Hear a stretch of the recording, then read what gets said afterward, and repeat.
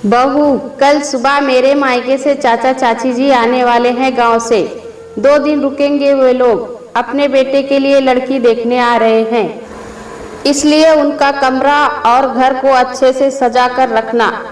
चाय पीती हुई मेरी सासू माँ सरला जी ने मुझसे जब ये बात बताई, तब उनके आवाज में आज अलग ही खनक और चेहरे पर खुशी के साथ मन में उनके स्वागत का उत्साह देखते बन रहा था।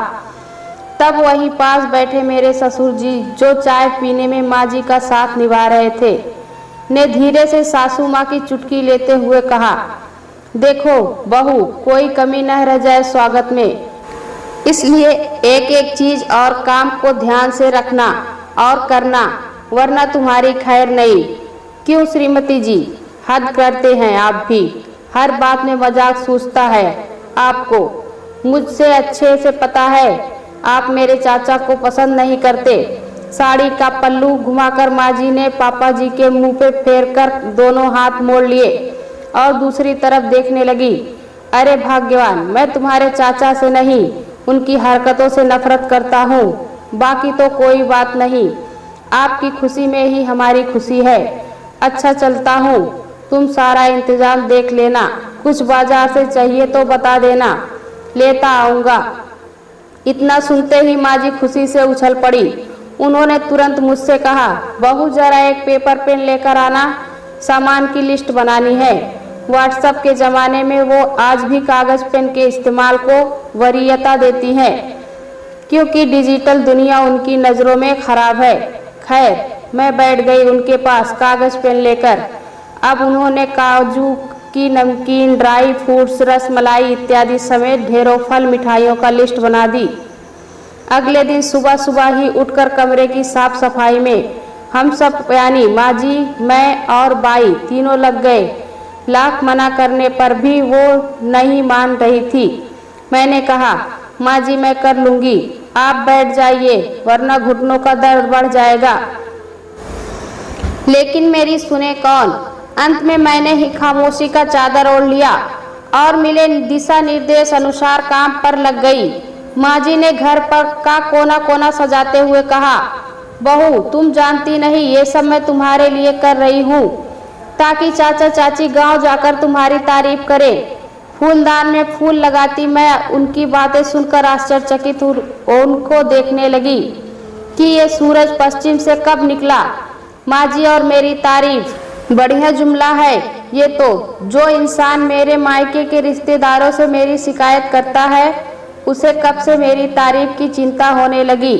अपनी मनपसंद नई क्रॉकरी सेट, सोफा कवर, सब कुछ लग गया। अगले दिन सुबह सुबह ही माँ जी ने नाश्ते से लेकर रात के खाने तक का मेनू बता दिया, लेकिन दही बड़े और गुलाब जामुन उन्होंने खुद ही बनाए। इन सब के बीच में ससुर जी माँ जी की चुटकी लेते रहते। अगले दिन सुबह 9 बजे मेहमानों का आगमन हुआ। दरवाज़ा खोला तो देखा कि सामने माँ जी, चाचा जी के साथ साथ उनकी बुआ भी आई थी। अब यहाँ से सिलसिला शुरू हुआ मेहमानों के आवभगत का। मैं पहले शरबत और पानी लेकर गई, उसके पांव छुए, सभी ने आशीर्वाद दिए। तभी सासू माँ ने रसोई में जाने का इशारा किया। खैर, हमें कौन सा उनके बीच में बैठने का शौक था, लेकिन मेरे पीछे मुड़कर अंदर आते ही मैंने चाची जी को माँ जी से कहते सुना, अरे बिट्टी, ये दुल्हनिया तो सावली है और कद भी छोटा है, शादी में तो गोरी और लंबी दिख रही थी। तब तक बुआ जी ने कहा, अरे ये सब तो मेकअप और हाई हील्स चप्पलों का कमाल था भौजी, जो हमारे ज़माने में नहीं था, इसलिए तो धोखा हो जाता है। देखो हमारा लल्ला कैसे ठगा गया। चाची जी, अब तुम जो जानत हो जीजी, हमको तो ई मेकअप और हाई हील्स के बारे में ज़्यादा कुछ नहीं पता, इसलिए बिट्टी तुम्हारी बुआ को भी साथ लेकर आए कि लड़की को अच्छे से जांच परख ले। इतना सुनते सासू माँ मेरे तरफ देखने लगी। उनको पता तो चल गया था कि मैंने सब सुन लिया है, लेकिन कहे भी क्या, चुप ही रही। इतनी देर में खैनी रगड़कर चाचा जी पूरे घर में फेंक चुके थे। उनके गैस की तरह तरह ध्वनि से पूरा कमरा गुंजायमान था।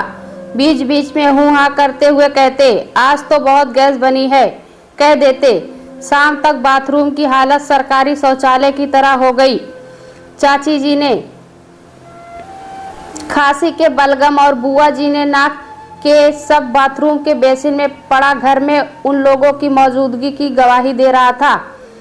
पाउडर से लेकर लिपस्टिक तक सब कुछ उन लोगों ने मेरे पास से इस्तेमाल किए। खाने से लेकर सजावट तक हर चीज में चाची जी और बुआ जी ने कमियां निकाल रही थी। इतने में सबकी बातें सुनते सुनते बीच में ससुर जी बोले, आप सबकी बातें सुनकर आज पता चला कि हमारी सरला जी इतनी अच्छी आलोचना कैसे कर लेती हैं। इसलिए इनको आज तक मुझ में कमियां ही दिखी। मेरे दिल की खूबसूरती तो इनसे छुपी रह गई। कहकर ठहाकों से हंस पड़े। माँ जी ससुर जी को चुप कराने के लिए अपनी बड़ी बड़ी आंखें घूर घूर कर दिखाती रही। ससुर जी की बात को टालते हुए सासू माँ ने कहा, छोड़ो बुआ इन बातों को, ये बताओ दही बड़े और गुलाब जामुन कैसे बने थे? उसके बारे में तो आपने बताया ही नहीं। अब बारी आई माँ जी के दही बड़े और गुलाब जामुन की। उसकी तो ऐसी बेइज्जती की सबने मिलकर कि सासू माँ की आंखों में आंसू भर गए। बुआ जी ने कहना शुरू किया, अरे बहू, दही बड़ा तो पत्थर की तरह है, गुलाब जामुन में भी चाशनी टाइट है, अच्छे से पका नहीं। कभी हमारे बहू के हाथ का खाना खाना, क्या स्वादिष्ट खाना बनाती है, एकदम एक नंबर भोजन बनाती है। और हाँ, एक बात तो बताना ही भूल गई, ये अच्छी क्वालिटी वाला क्रॉकरी सेट नहीं है। कभी मेरे यहाँ मेरी बहू के साथ चलना, हम दोनों को इन सब सामानों का अच्छा ज्ञान है, हम क्वालिटी परखने में माहिर है। सासू माँ बेचारी खून का घूंट पीकर रह गई और मैं अपनी हंसी पी गई। अगले दिन सब लड़की देखने गए। लौट कर आए तो लड़की की इतनी तारीफ की जिसकी कोई सीमा ना थी। मैं भी खड़ी खड़ी मुस्कुरा रही थी। हाँ, मैं गर्दन हिलाए। शाम की सबकी ट्रेन थी। बुआ जी मुझे ट्रेन में खाने की लिस्ट बता रही थी कि क्या क्या बनाना है। तभी सासू माँ बीच में बोल पड़ी, देखो बुआ, तुम्हें तो पता है बहू को कुछ काम ढंग से नहीं आता। इतने दिनों में तुमने देख ही लिया। मैंने इनको बोल दिया था वो होटल से पैक कराकर भोजन ले आएंगे।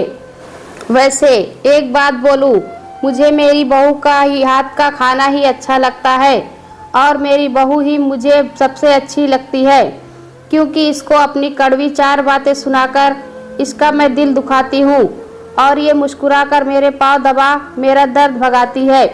मेरे लिए तो मेरी बहू दुनिया की सबसे खूबसूरत और अच्छी बहू है। इतनी तारीफ सुनते मेरे तो पाँव ही जमीन पर नहीं थे। खुशी से गाल सुर्ख लाल हो गए। मुंह बनाकर बुआ जी को होटल से खाना पैक करा कर ले आए जाना पड़ा।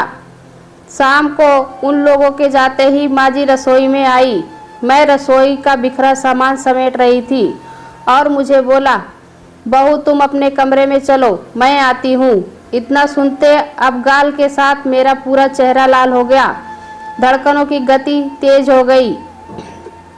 अपने कमरे में पलंग पर बैठी पैर हिलाकर सासू माँ को झांकती कि कब आकर क्या बोलेंगी। हाथ में 2 कप चाय लिए सासू माँ ने प्रवेश किया। मैं डर कर खड़ी हो गई तो उन्होंने कहा, बैठो बैठो, कोई बात नहीं। मेहमानों ने तो थका दिया और कहा, जरा जगह तो दो, बहू उधर चलो। मैं खिसक गई। उन्होंने एक चाय मुझे पकड़ाई और कहा, बताओ बहू, चाय कैसी बनी है? मैंने चाहक कर कहा, माँ जी एकदम एक नंबर बनी भी थी, अच्छी।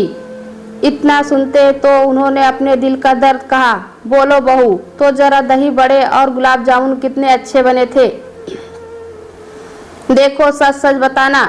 मैंने कहा, माँ जी आप तो दही बड़े और गुलाब जामुन वाकई बहुत अच्छे बनाती हैं और बना भी अच्छा था। मैंने तो बड़े मन से खाया। एक बात तो सच थी, झूठ कैसे बोलूं, क्योंकि वाकई में मेरी सासू माँ दही बड़े और गुलाब जामुन स्वादिष्ट बनाती हैं। इतना सुनते सासू माँ कहाँ चुप रहने वाली थी, तुरंत कहने लगी, तुम लोगों के मुंह का स्वाद ही खराब होता है। बुआ की तो आदत है दूसरों की हर चीज़ में नुक्स निकालने की और अपने के काम की तारीफ करने की। रोटियां गिनकर बुआ की बहू खिलाती है उनको और मेहमानों को भी, जैसे कि मैं नहीं जानती, लेकिन बस मुंह नहीं खोलना चाहती थी, क्योंकि घर आए मेहमान की बेइज्जती क्यों करना, सिर्फ इसलिए चुप रही। माँ जी अब मेरे साथ अपने भड़ास निकाल रही थी और मैं सुन रही थी। शादी के 2 सालों में पहली बार शिकायतें सुन रही थी, वो भी अपनी सासू माँ के मायके वालों की, सासू माँ के मुंह से। तब तक ससुर जी भी आ गए, बोले घर तो बड़ा खाली खाली लग रहा है और हमारी श्रीमती जी उदास लग रही हैं मेहमानों के जाने से। देखो जी अब चुप हो जाओ और बाहर से खाना ऑर्डर कर देना, हम दोनों बहुत थक गए हैं। लल्ला भी 2 दिन बाद ऑफिस का काम खत्म करके घर आ जाएगा।